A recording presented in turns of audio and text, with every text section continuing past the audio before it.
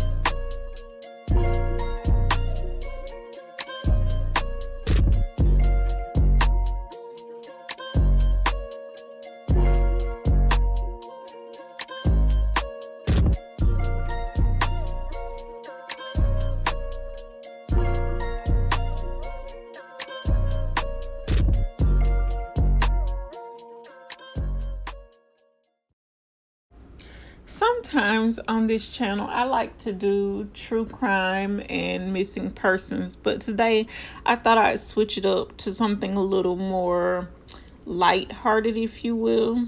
So this man here is Theodore Conrad, and in 1969, he robbed a bank. And he actually, believe it or not, got away with it for many decades. And it wasn't until he was diagnosed with, I think it was lung cancer, that he decided to, wait until there was no more time left on the time that the doctors had given him to inform his family, who knew nothing of his past, that his name wasn't what he had been telling them all these years. It was actually Theodore Conrad. And his daughter at the time, her name is Ashley. She didn't believe it. She thought her dad's name was Thomas Rundell. But like I said, he waited until he was dying, basically on his deathbed, after watching an episode of one of my favorite shows, NCIS. And he told his family that he didn't want to take this secret to his grave because he didn't want them to be blindsided if the truth were to come out after he was gone and wasn't able to explain or defend himself. So it goes that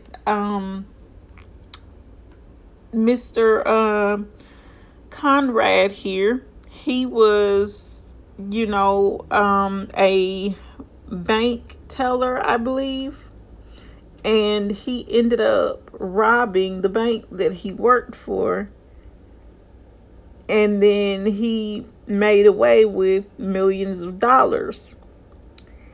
And like I said, he didn't tell anyone until he was basically on his deathbed. But to start from the beginning, the story goes like this. Thomas Rundell was dying of lung cancer and had a secret. In March of 2021, his daughter at his bedside in suburban Boston, after his first chemotherapy session, he made a stunning confession. He was a fugitive and had been one of more than 5 decades.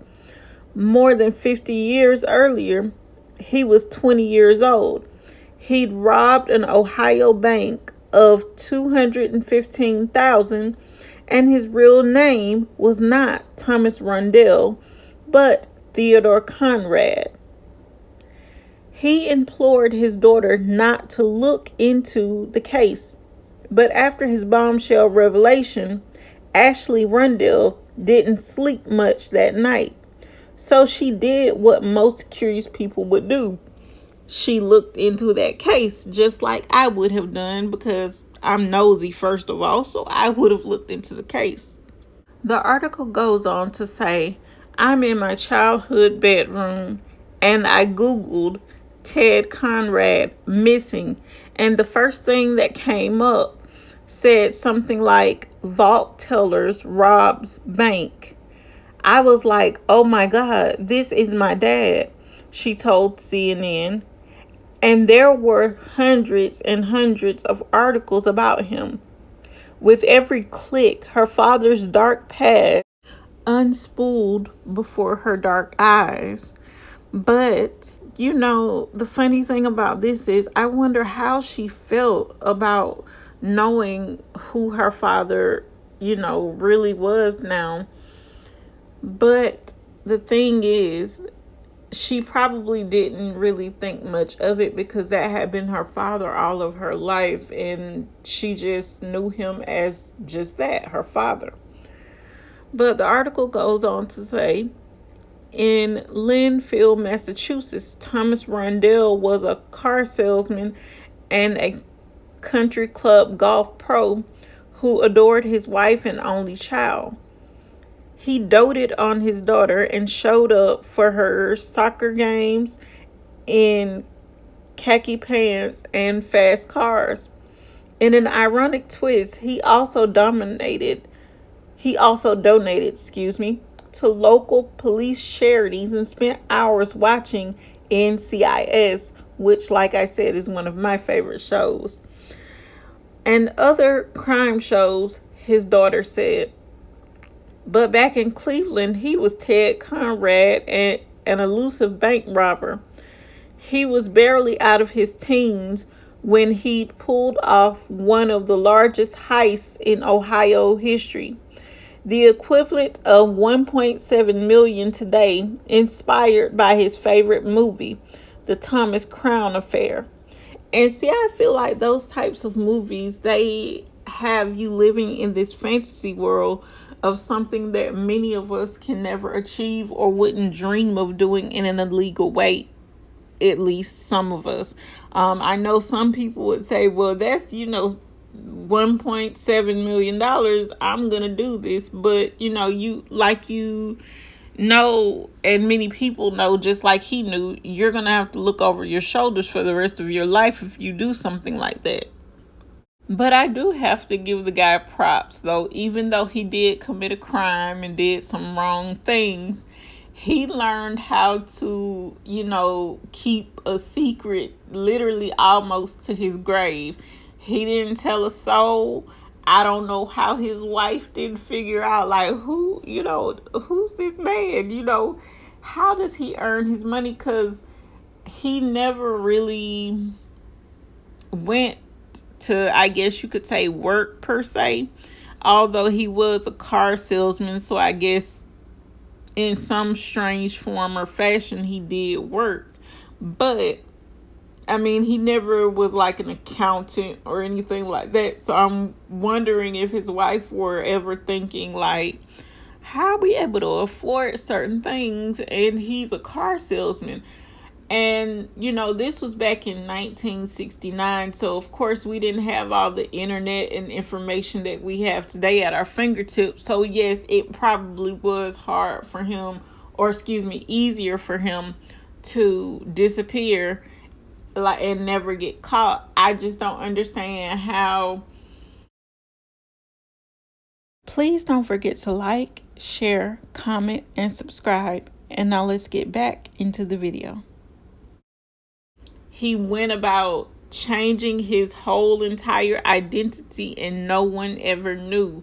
Like, did he take a deceased person's social security number or their name at least? Because his daughter later recollects that he never, she went on a school trip to France once, and they thought he was going to chaperone along with her mother, and he said, no, I'll just stay home with the cat or something. And they thought that was weird, but yet again, she said she figured her father never got the traveling bug, so it didn't bother her much that he didn't go on that trip.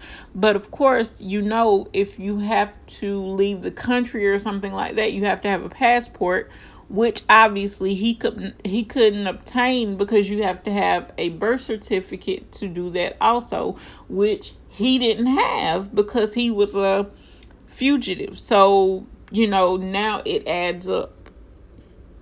But anyway, she goes on to tell her father, the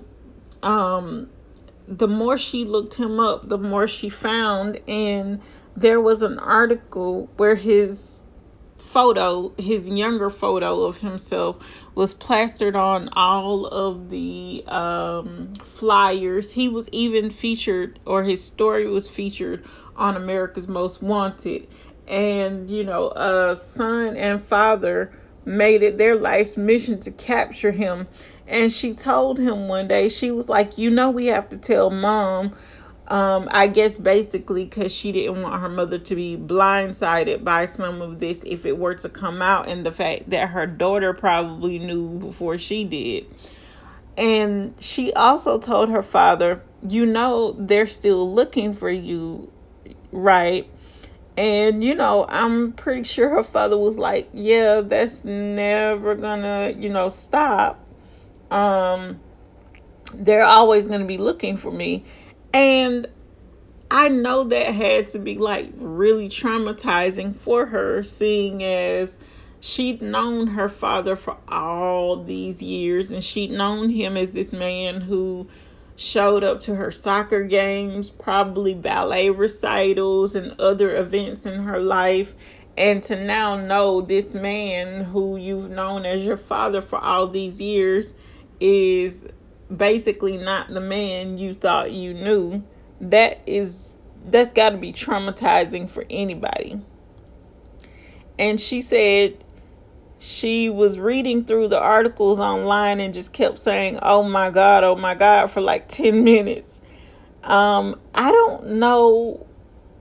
I can't even imagine the shock that this woman had as she was reading through all of this.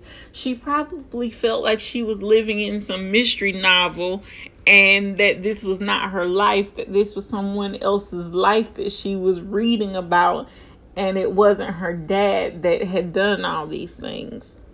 Now, I don't know why it took so long, but Ashley told CNN that a day after she had found out her father's deep, dark secret, she pulled her mother, Kathy Rundell, to the side and explained to her, the story, and, basically told her what happened.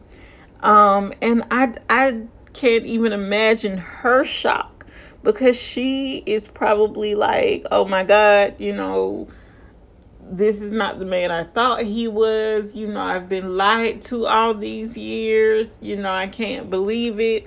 And sometimes when things like that happen to you, you start to, put certain pieces together of, oh, well, there was a time when this happened and, I was wondering about this, but he made it seem like this. Now it makes sense. So she's probably unraveling her whole life with this man, because remember, this is his wife that just found out. And I also wonder, now that I know that his name was not really what he said it was, and that it's actually Theodore Conrad, I'm wondering, did that make their marriage illegal since he lived under a false name for all those years? I really would like to know the answer to that question. So if anybody knows the answer to that question, can they please leave a comment down in the comment section below. Now, remember how I said that she explained that her father was obsessed with the Thomas Crown Affair movie? He was also obsessed with the Steve McQueen movie about a bank heist. That's like a ha ha ha, funny thought now, knowing what we all know. But his disappearance apparently puzzled investigators for decades. And I'm pretty sure, some of them probably felt like, they knew they were never going to solve this case. But hopefully now they know, where he was and, what happened to him, at least. But some people compared the heist to the 1971 case of the hijacker D.B. Cooper, who parachuted out of a plane with $200,000 in cash and vanished over the vast wilderness of the Pacific Northwest, never to be seen or heard from again. And it just makes you wonder that if this man here, Theodore Conrad, can do that, whatever happened to D.B. Cooper? Did he survive, and start a new life? What's the deal there? I would really love to know the answers to that, but I doubt we'll ever get an answer to that. It was a Friday on July 11th, 1969, when Conrad walked into his job as a bank teller in Cleveland, and he, on his break, bought a bottle of whiskey and a pack of cigarettes because it was his birthday weekend. And when he went on his break at Society National Bank, he stuffed $215,000 into a paper bag and walked away from his old life. And it wasn't until Monday that the bank found out about this robbery that gave him a 2-day head start. He sent a letter to his girlfriend from Los Angeles, as well as one to her from Washington, D.C., to say how much he missed her, and then the case went cold. Now, just to put in perspective how long ago this was to some people, because for some it might not seem like that long ago, but the week after his disappearance, Apollo 11 landed the first humans on the moon. The historic mission bogged the headlines, and the press soon forgot about the mysterious bank robber in Cleveland. Months turned into years, and then decades. So that lets you know how long ago this happened, because I know a lot of people kind of like timelines and facts to go along with a lot of these cases to determine that, wow, that was a long time ago. But they did, get his deathbed confession, and I guess now authorities can close the case because he's no longer alive, because he passed away months after his deathbed confession. But unfortunately, guys, that brings me to the end of today's video. If you like this video, please don't forget to leave me a like. Don't forget to leave me a comment down in the comment section below, because I really do want to know the answer to the fact of, since his name was not what his wife thought it was, did that make their marriage illegal? And if you're not already subscribed to this channel, please make sure you subscribe before you leave, because that helps me out a lot. And until next time, guys, thanks for watching, and I'll see you on the next one.